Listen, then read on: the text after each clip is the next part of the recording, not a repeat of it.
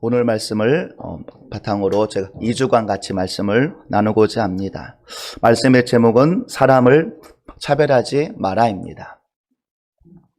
흔히 인간의 역사를 차별의 역사라고도 합니다. 모든 자원을 공평하게 나누었던 이 석기시대 원시 공동체 사회가 이 생산물이 남게 되고 또 이 청동 무기가 등장하면서 급격한 변화를 경험하게 됩니다. 그러면서 균등한 분배 또 평등했던 관계가 무너지기 시작하고 계급 문화가 생기기 시작합니다. 그러면서 남성이 여성을 지배하고 강자가 약자를 지배하게 되고 각종 차별과 불평등이 생겨나게 시작하였습니다. 그 이후 인류는 지금까지 인종과 성별, 언어와 종교, 빈부와 학력, 출신과 나이에 따른 차별을 없애고 모두가 평등한 사회를 이루기 위해 노력해 오고 있지만 여전히 우리는 이 차별 속에 살아가고 있습니다.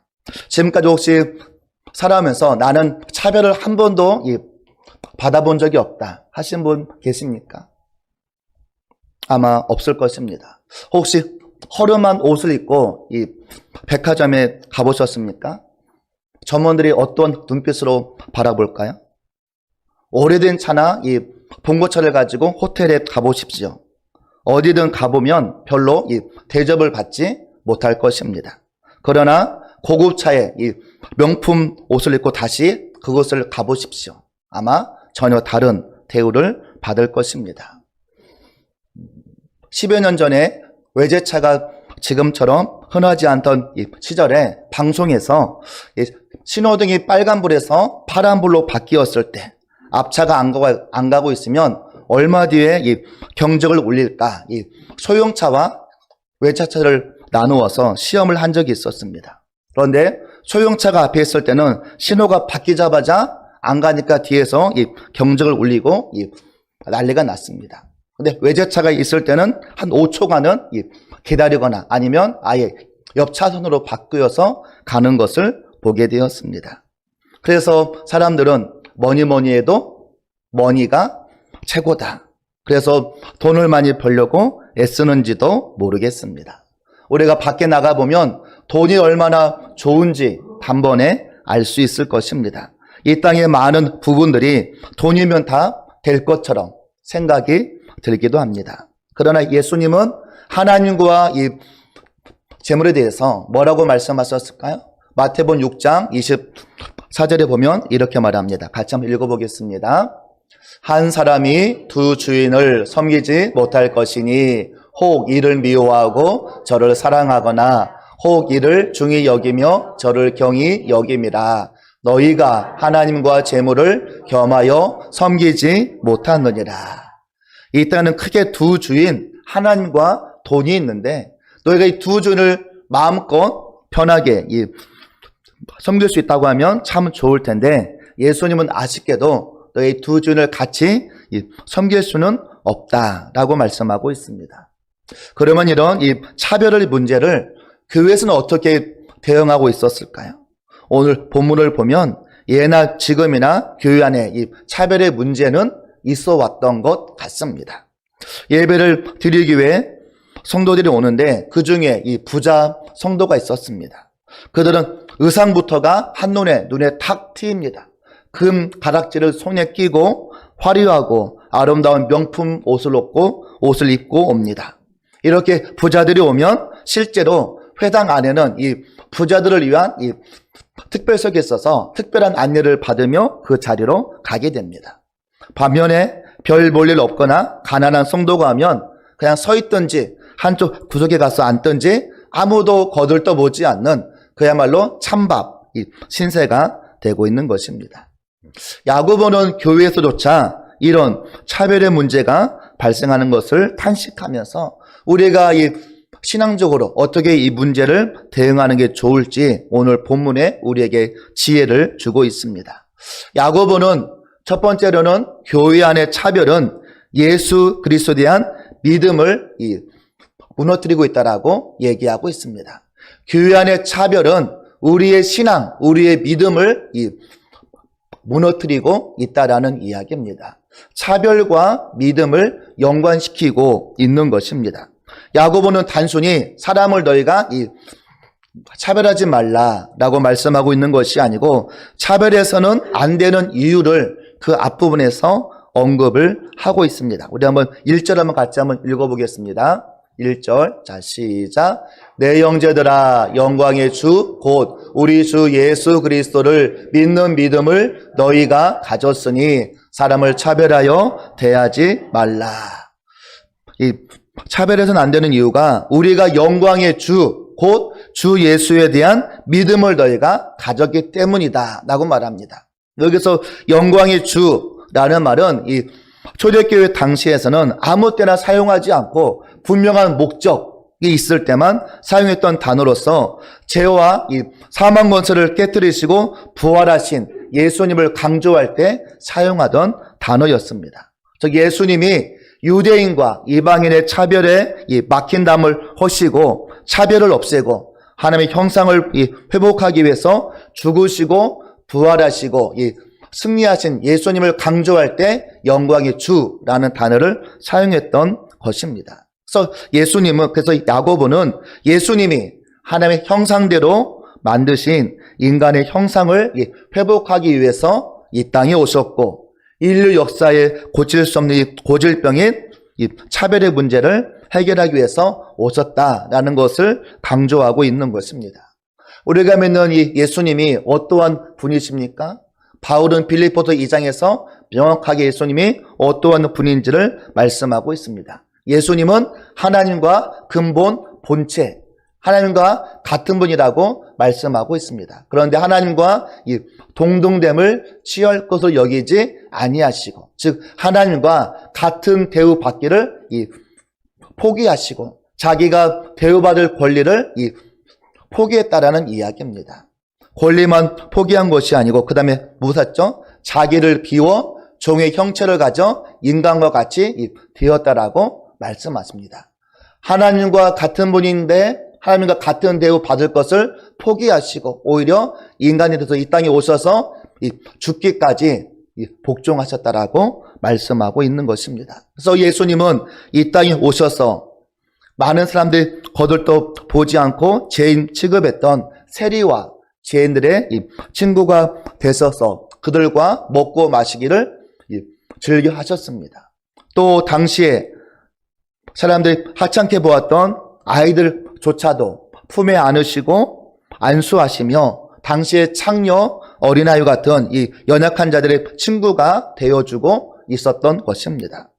예수님은 우주 만물을 만드신 이 전능하신 하나님의 아들임에도 불구하고 좋은 집에서 좋은 옷과 좋은 음식으로 얼마든지 좋은 대우를 받을 수 있었지만 그렇게 하지 않았다는 이야기입니다.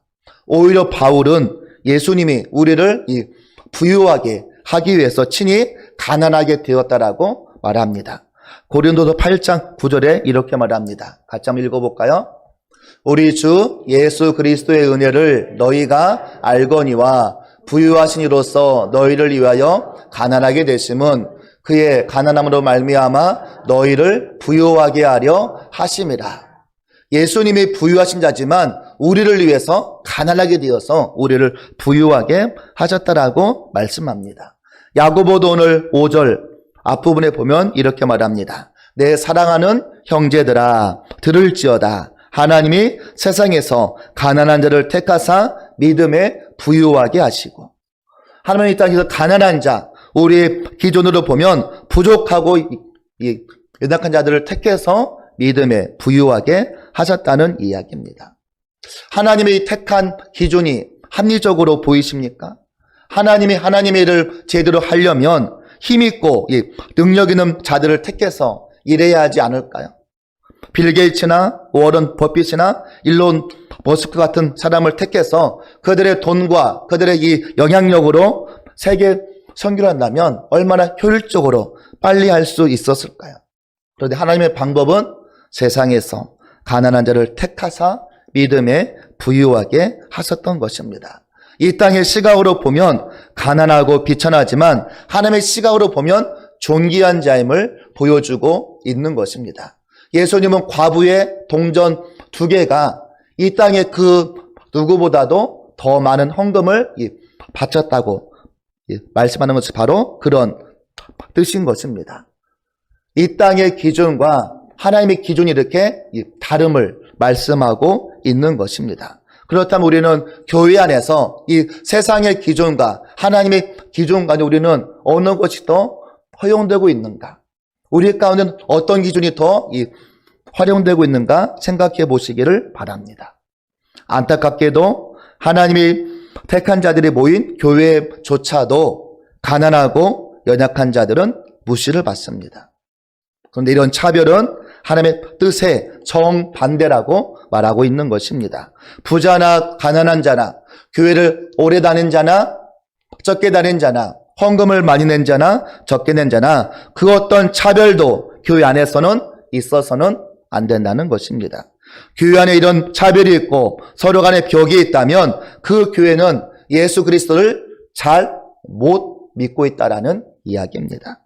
왜냐하면 예수님은 친히 이 부유한 자지만 우리를 위해서 가난한 자가 되심으로 모든 차별의 벽을 허무셨기 때문입니다. 우리 교회는 어떻습니까? 내가 이 교회에 오래 다녔다고, 내가 이 교회에 중직을 맡았다고, 내가 헌금을 많이 내고 있다고, 내가 나이가 많다고 은근히 다른 사람들을 무시하고 있지는 않으십니까? 바울은 에베소서 2장 14절에도 이렇게 말합니다. 같이 한번 읽어보겠습니다. 그는 우리의 화평이신지라 둘로 하나를 만드사 원수된 것 곧 중간에 막힌 담을 자기 육체로 허시고 우리 안에 차별의 벽이 만들어진 벽이 허물어지지 않고 있다면 우리 안에 주님이 계시지 않는다는 증거인 것입니다. 참으로 하나님이 기뻐하신 교회는 어떤 교회일까요? 이 차별의 벽이 무너지고 문턱이 없는 교회입니다. 가난한 자나 부자나 장애우나 비장애우나 권력자나 약한 자나 함께 사랑을 나누고 교제를 나누고 말씀을 나누는 교회인 것입니다. 그런 교회가 주님이 원하시는 교회이고 우리 반복교회가 그런 교회가 되기를 하나님은 원하시고 있는 것입니다. 그런데 만약 예수님이 무너뜨린 그 차별의 벽을 오늘날 내가 쌓고 있다면 우리는 하나님의 심판을 피할 수 없을 것입니다. 우리 가운데 차별의 벽이 있으십니까? 우리 교회 가운데 차별의 벽이 있으십니까? 혹시 나는 여전히 그 벽을 붙잡고 있지는 않으십니까?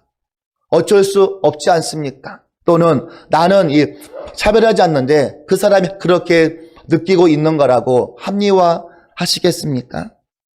주님은 차별의 벽을 허무시는 분이시고 그 일을 위해서 우리를 부르시고 있는 것입니다.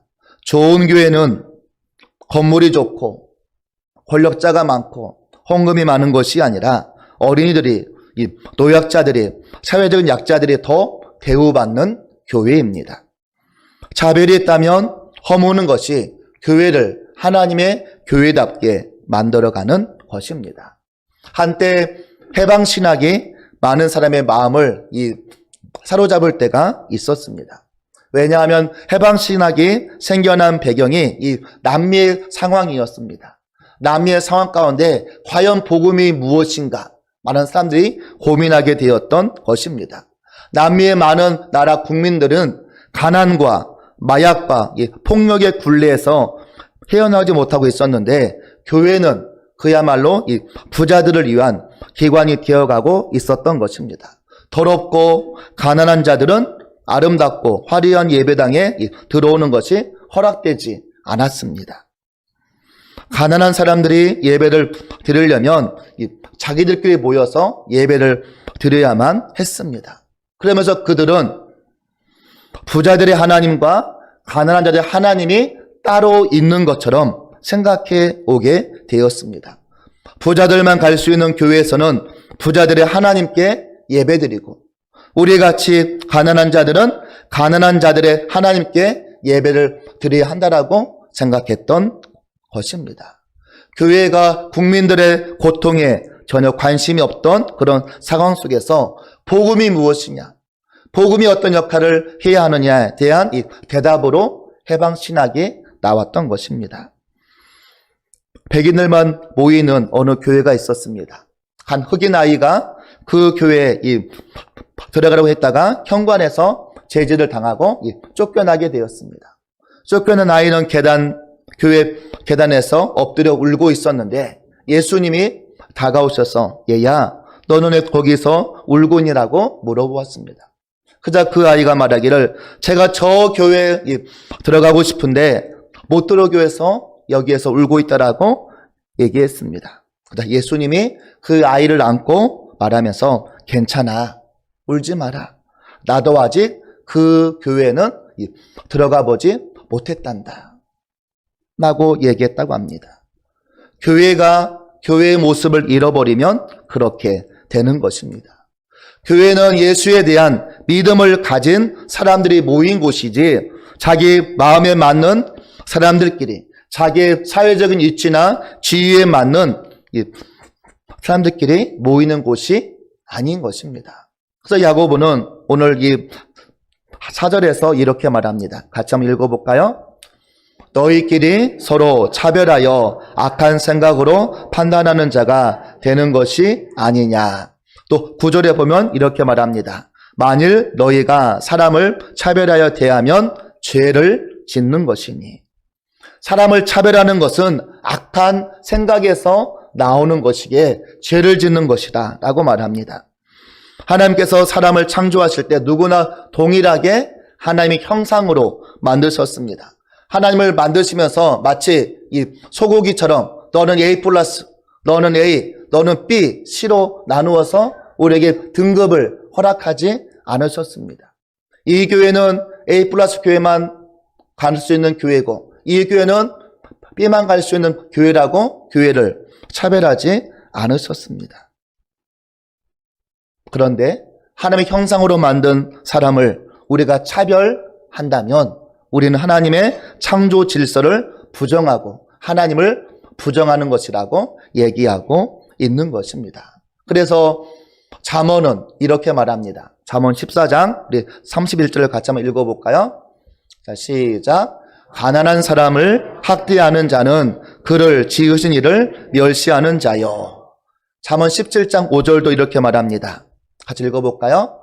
가난한 자를 조롱하는 자는 그를 지으신 줄을 멸시하는 자요. 반면 하나님은 어떠한 분이실까요? 시편 68편 5절에 이렇게 말합니다. 같이 읽어보겠습니다. 그의 거룩한 처소에 계신 하나님은 고아의 아버지시며 과부의 재판장이시다.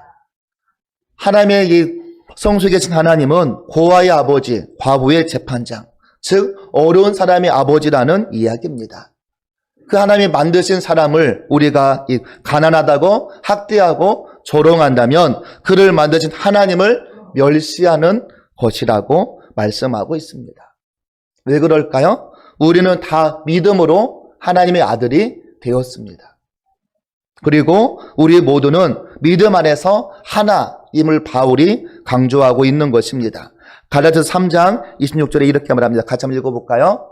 자, 시작. 너희가 다 믿음으로 말미암아 그리스도 예수 안에서 하나님의 아들이 되었으니 너희는 유대인이나 헬라인이나 종이나 자유인이나 남자나 여자나 다 그리스도 예수 안에서 하나이니라. 우리가 믿음으로 하나님의 아들이 되었기 때문에 하나님의 아들이 된 우리는 우리 안에 어느 누구나 다 하나라는 이야기입니다. 그리고 더 나아가 우리가 사람을 차별해서 안 되는 이유는 우리는 은혜로 하나님의 택함을 받았기 때문입니다. 하나님께서 우리를 택하신 조건이 무엇입니까? 우리가 잘나서, 잘생겨서, 공로가 많아서, 믿음이 좋아서, 착한 일을 많이 해서입니까? 전혀 아닙니다. 우리는 하나님의 은혜로 하나님의 자녀가 된 것입니다. 바울의 고백처럼 나 된 것은 하나님의 은혜로 된 것이라. 우리가 하나님의 자녀가 된 것은 우리가 잘나서가 아니고 하나님의 은혜입니다. 우리가 내세울 것, 자랑할 것 하나도 없는 것입니다. 그래서 우리가 믿음을 가졌다면, 우리가 하나님의 은혜를 받은 사람이라면 모든 사람은 하나님의 형상으로 지어진 하나님의 작품임을 우리가 기억하고 하나님의 우리가 시각으로 바라보아야 하는 것입니다. 남을 차별하려는 순간 이미 나는 마귀의 종노릇 하고 있는 것입니다. 하나님은 우리 모두를 하나님의 형상으로 동등하게 만드셨습니다. 그리고 우리를 하나님의 작품이라고 말씀하셨습니다. 그러기 우리는 서로가 서로를 무시하거나 차별할 수 없는 것입니다. 만약 내가 누구를 무시하고 내가 누구를 차별한다면 자기가 누구인가를 전혀 모르는 사람인 것입니다. 오늘 하나님은 우리 교회 안에서, 또 우리 한국 교회 안에서, 또 우리 한국 사회 가운데 얼마나 많은 차별과 무시를 당하는 사람이 많이 있는지 모릅니다. 그 중에 나는 과연 어떠한 사람입니까? 내가 혹시 누구를 차별하고 무시했다면 나는 곧 하나님을 멸시하는 것이라고 말씀하고 있습니다.